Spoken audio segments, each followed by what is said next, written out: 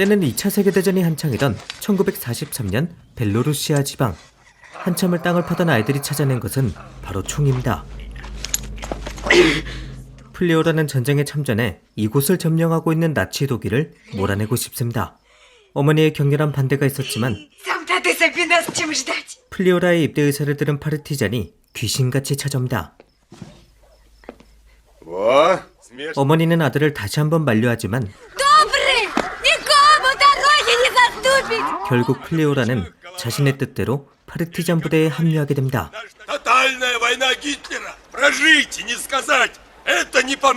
신병 플리오라는 탄약 가득 담긴 가방을 메고 숲속을 걸어갑니다. 그리고 울고 있는 한 소녀와 마주치게 되죠. 글라샤라는 이름의 소녀는 울다가 웃다가 그리고 갑자기 횡설수설하는 모습을 보이죠. Меня зовут Глаша. Почему ты молчишь? Почему ты не видишь меня? 굉장히 기괴합니다. Я ради тебя все. 전쟁 PTSD가 상당한 것으로 보이죠. 글라샤는 세상의 소리를 이렇게 말합니다. Что это сегодня все ревут? 그리고 그때 폭격이 떨어지기 시작합니다. 갑작스러운 폭격으로 플리오라의 고막이 터지죠. 플리오라가 입대한 파르티잔 부대는 흔적도 없이 사라집니다. 플리오라는 엄마와 여동생들의 생사가 걱정됩니다. 플리오라는 날이 밝자마자 집으로 달려가죠. 하지만 뭔가 이상합니다. 마을이 쥐죽은 듯 조용하죠. 집에 들어가 보니 아무도 없습니다. 대체 가족들에게 무슨 일이 생긴 걸까? 그 진실을 글라샤가 먼저 목격하죠. 플리오라 역시 이를 받지만 현실을 부정하죠. 이렇게 해서라도 방금 본 것을 잊고 싶은 듯 보이죠. 글라샤는 현실을 알려주려 합니다. 플리오라 역시 미쳐버렸습니다.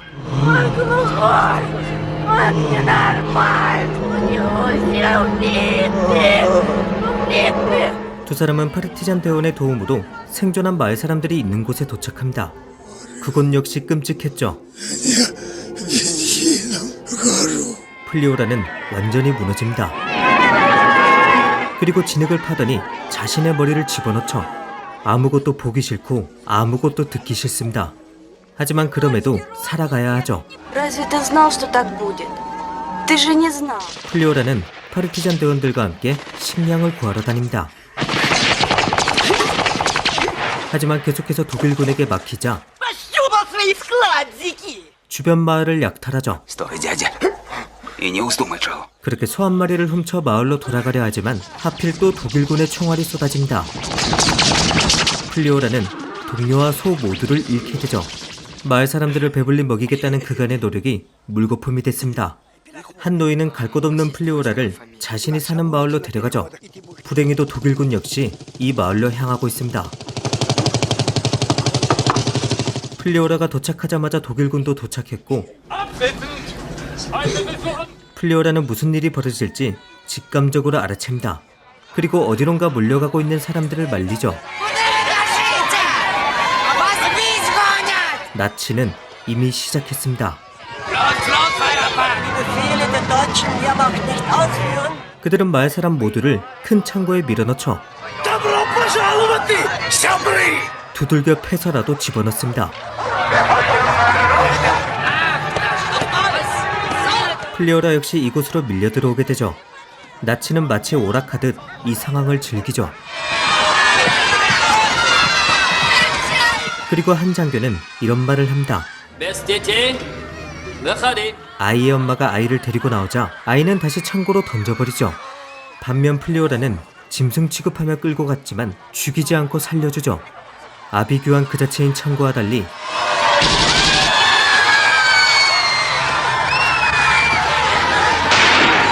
나치 독일군은 마치 축제를 즐기는 모습이죠.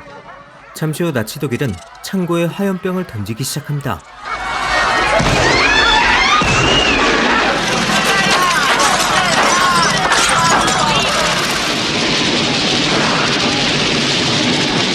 그렇게 창고는 수많은 사람들의 고통을 집어삼키며 불타오르죠. 그들은 가는 순간까지 사람들에게 모욕을 주고 그렇게 아무 일 없었다는 듯 마을을 떠납니다. 플리오라는 이 모든 것을 목격한 사람이죠. 그리고 이 끔찍한 기억은 지울래야 지울 수 없는 흉터로 남습니다. 영화 초반의 플리오라와 지금의 플리오라는 외형적으로도 완전히 달라졌죠. 한참을 걷던 플리오라는 또 다른 파르티잔 부대를 만나게 됩니다. 이곳엔 나치 독일군 포로들이 잡혀 있었죠. 몇몇 독일군은 살려달라 애원합니다. Der Krieg allein daran ist schuld. Der verdammte Krieg. Ich habe keine Menschen erschossen.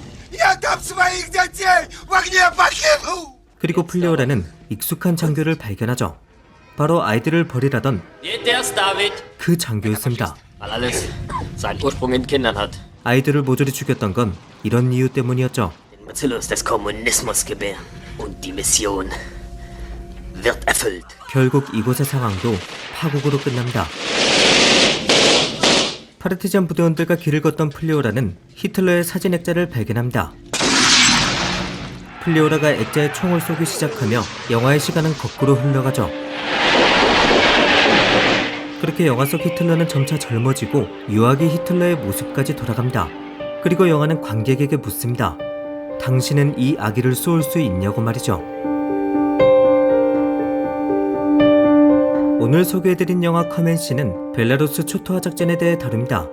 1941년 당시 나치 독일은 벨라루스를 점령 통치합니다. 그리고 나치 독일은 수많은 유대인과 민간인들을 학살하죠. 잔혹한 통치에 반발한 파르티잔들은 벨라루스 전역에서 들고 일어납니다. 그러자 나치 독일은 벨라루스 토벌 작전을 실행하죠. 이 작전은 민간인 학살은 물론이고 가축과 곡물을 비롯한 모든 재산들을 약탈했습니다.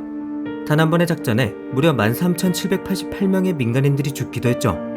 독소전쟁으로 전세가 소련 쪽으로 기울기 시작한 1943년부턴 벨라루스 초토화 작전이 실행됩니다.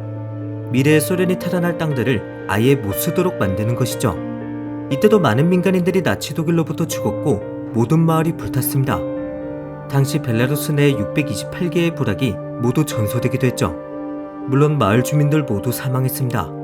얼마나 불태웠던 건지 나중엔 불탔던 지역들이 사막처럼 보였다고 하죠. 이 기간 동안 220만 명이 사망했는데 이는 벨라루스 인구의 4분의 1에 해당하는 수치라고 합니다. 정말 어마어마한 수의 사람들이 나치 독일에게 죽은 것이죠. 영화 커맨시의 장르는 전쟁이지만 공포와 고어 영화로 분류되기도 합니다. 잔인한 장면 없이도 잔혹하고 끔찍한 분위기가 화면 속에서 느껴지죠. 한 평론가는 커맨시를 이렇게 평했습니다. 이 영화는 당신을 전장 한복판으로 끌고 간다 라고 말이죠. 전쟁으로 인한 고통이 정말 끔찍하게 묘사된 만큼 마음의 준비 단단히 하고 보시는 걸 추천드립니다. 때는 2차 세계대전이 벌어지기 직전에 독일 모두 가야 할 길을 정한 5친구들은 전쟁이 시작되기 전 이별 파티를 합니다. 소위 비렐름과 프리드엘름 형제는 전쟁의 지원, 찰리는 야전병원의 간호사, Sie wird als Krankenschwester in einem Lazarett arbeiten, das hinter der Front meiner Einheit folgt. 그레타는 삭막한 전쟁에서 사람들에게 위로를 줄 수 있는 가수를 꿈꾸고, 유대인 빅터는 최근 들어 심해진 유대인 탄압을 피해서 잠시 몸을 숨기기로 했습니다. 친구들은 꼭 살아서 보길 바라며 Das ist schön. Weihnachten sind wir alle wieder hier. 그렇게 각자의 길을 걸어갑니다. Wir waren unsterblich. Wir sollten es bald besser wissen. 형제가 소속된 부대는 러시아 모스크바로 향합니다. Großartig. Im nächsten Jahr, wenn hier überall deutsche Höfe stehen. 젊은 독일군들은 전쟁에 참여하는 것이 영광이라 생각하고 Frühstück auf dem Roten Platz mit Wodka und Kaviar. 총알이 쏟아지는 전장에서도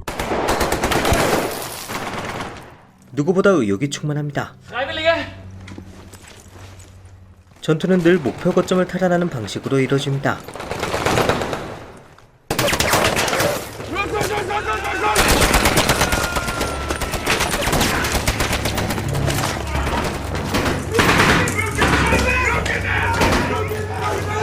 독일군은 적군을 최대한 포로로 잡기 위해 노력하고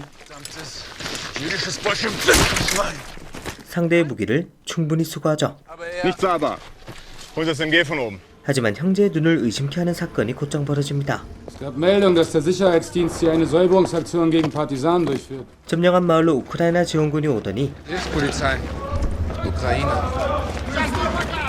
유대인들을 모두 잡아가고 Ja, Kinder dabei. Die dürfen doch keine Zivilisten töten. 어린아이도 자비 없이 죽입니다. 더 놀라운 건 지시를 내리는 상관. Aber das jüdische Blut ist so tückisch. Da spritzt überall hin. Das ist keine Zivilistin. Das ist eine Jüdin. 그리고 전우들이 약속이나 한 듯 똑같은 말을 합니다. Es geht um die Reinheit unserer Rasse. Juden verderben das Blut der Deutschen. Heiligen unser Vaterland. 형제는 유대인 친구 빅터가 걱정되기 시작합니다.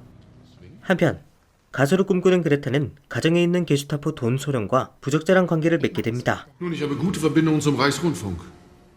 Möglicherweise lässt sich da was arrangieren. 그리고 돈 소령을 통해서 빅터를 독일에서 빼내기 위한 서류를 얻으려 하죠. Ich brauche Papiere. Sein Freund, der Deutschland verlassen muss. 유대인을 향한 사회적 분위기가 시간이 갈수록 악화됐고 Juden werden nach Osten geschickt. Niemand kommt mehr raus. 다행히 그레타는 돈 소령에게 서류를 약속받습니다. Glaub mir, das Problem wird sich bald von selbst lösen. 하지만 돈 소령이 약속했던 서류는 독일을 탈출하는 티켓이 아닌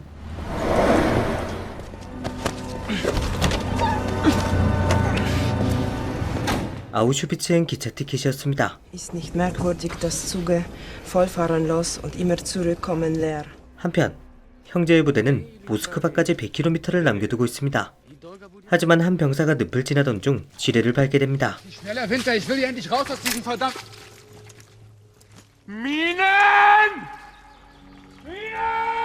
그를 위해 해줄 수 있는 건 아무것도 없죠. 독일군은 이번엔 민간인들을 강제로 앞세워 이동합니다.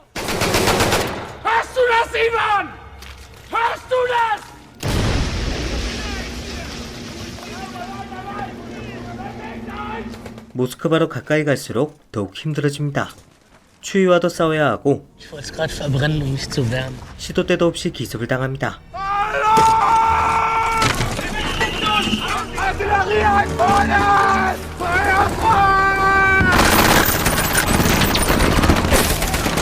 이처럼 같은 장소에서 맞이한 전쟁이랑 같은 상황에도 다섯 친구는 현재 각자 다른 장소에 있습니다.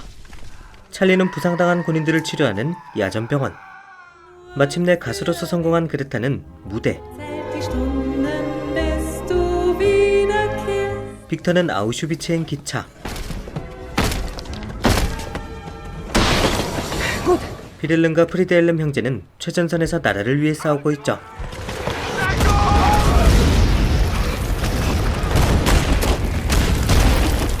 그저 명령이 떨어지면 앞으로 나아가야 합니다.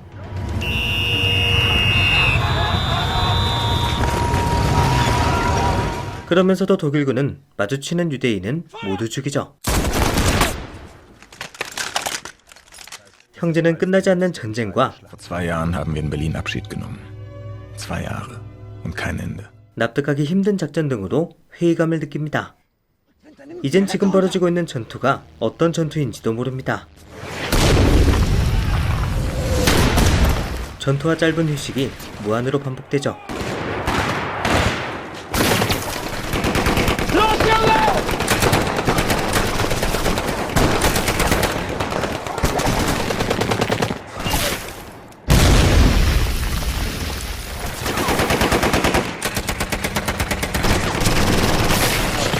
명령도 똑같습니다.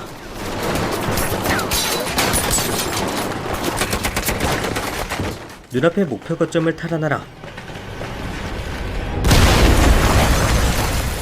그렇게 탈환하고 나면 다음 목표 거점을 탈환하라 라는 명령이 반복적으로 떨어지죠.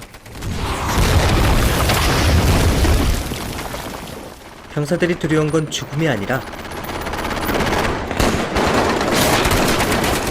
끝을 모른다는 점과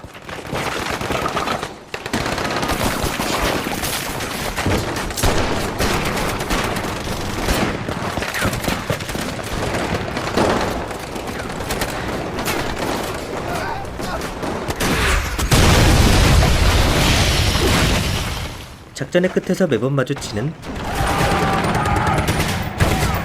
공허한 공기입니다.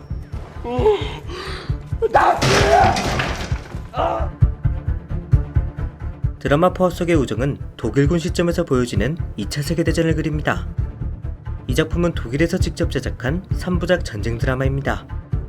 포화 속의 우정의 전개는 상당히 신선하게 흘러갑니다. 중간중간 비렐름의 내레이션으로 현재 시점이 언제인지만 알려줄 뿐 벌어지는 전투에 관해선 상세한 설명이 없습니다. 그저 작은 전투가 무한반복될 뿐이죠. 영화의 중반부턴 관객들도 등장인물들이 느끼는 무력감을 같이 느끼게 됩니다. 나중엔 지금 보여지는 전투의 목적이 무엇인지조차 생각하지 않죠. 이 작품은 독일이 유대인들에게 저지른 짓도 과감없이 보여줍니다. 유대인들을 죽이는 장면이 여러 등장하고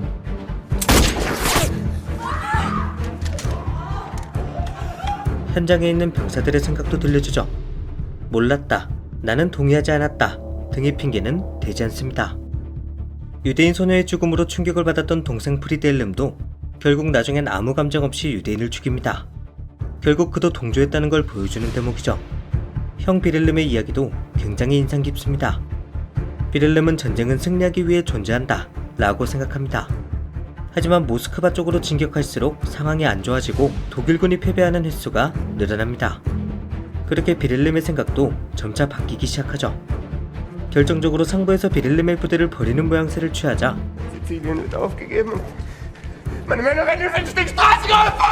환멸을 느낀 비렐름은 결국 탈영하게 됩니다. 하지만 비렐름은 곧장 독일군에게 붙잡히게 되고 그에게 충격적인 판결이 내려집니다. Aberkennung der deutschen Ehrenrechte sowie Tod durch Erschießen. Ausführung morgen 6 Uhr. 조국 독일의 충성을 다 바쳤건만 돌아오는 건 사형입니다. 그나마 다행인 건 비렐름은 총살을 피하고 집행유예 대대에 보내집니다.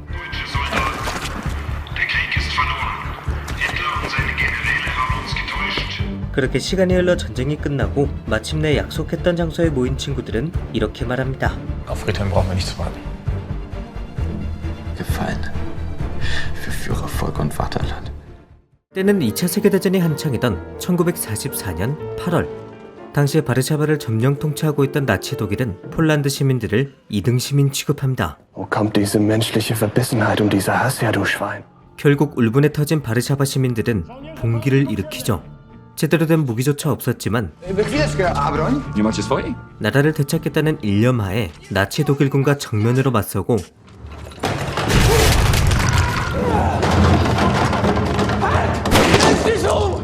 결국 봉기 첫날부터 대승을 거두게 됩니다.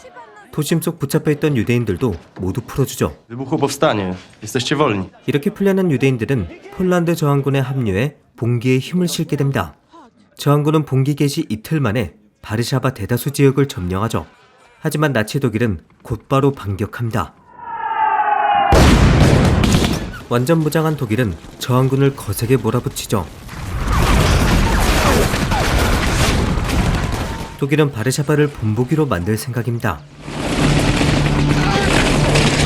유럽의 다른 도시에서 절대 반란이 일어날 수 없도록 잔혹하게 진압할 계획이죠.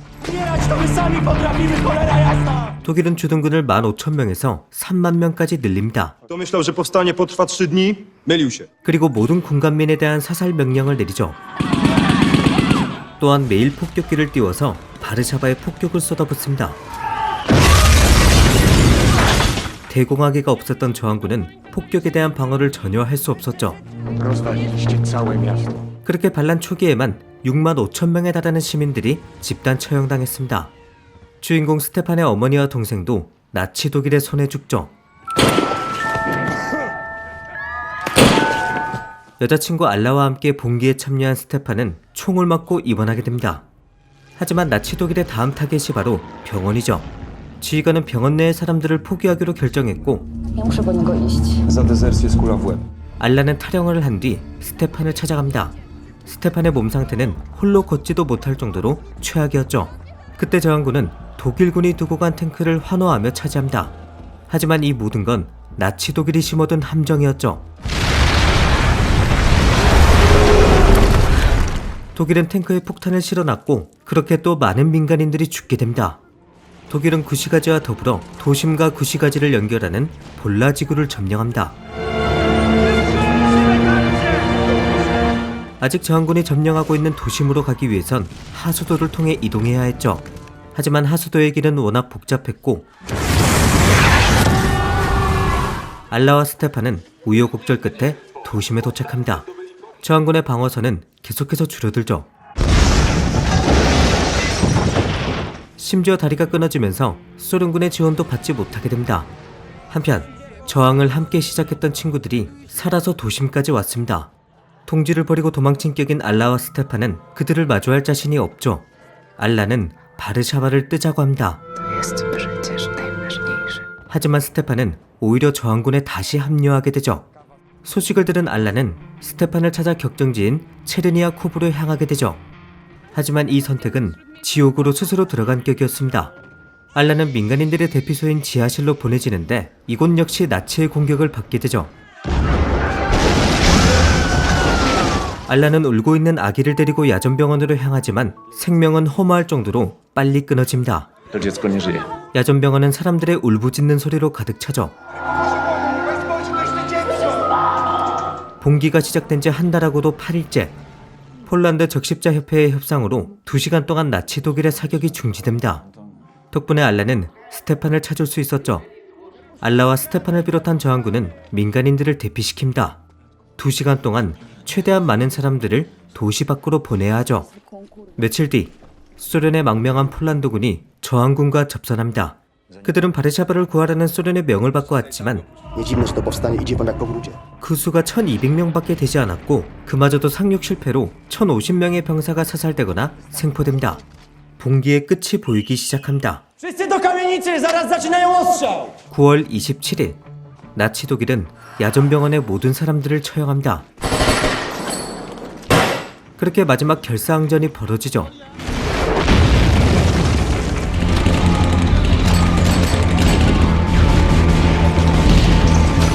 총알은 이미 다 떨어졌고 저항을 포기하는 저항군도 생기죠. 저항군은 나치 독일군과 처절한 몸싸움을 벌입니다. 그들은 저항군을 역시나 빠르게 제압하지만 저항군의 투쟁 정신만큼은 제압하지 못합니다.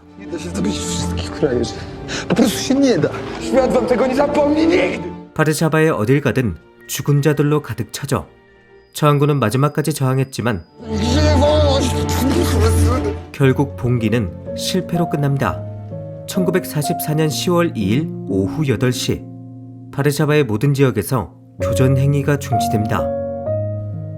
오늘 소개해드린 영화 바르샤바 1944는 바르샤바 봉기에 대해 다룹니다.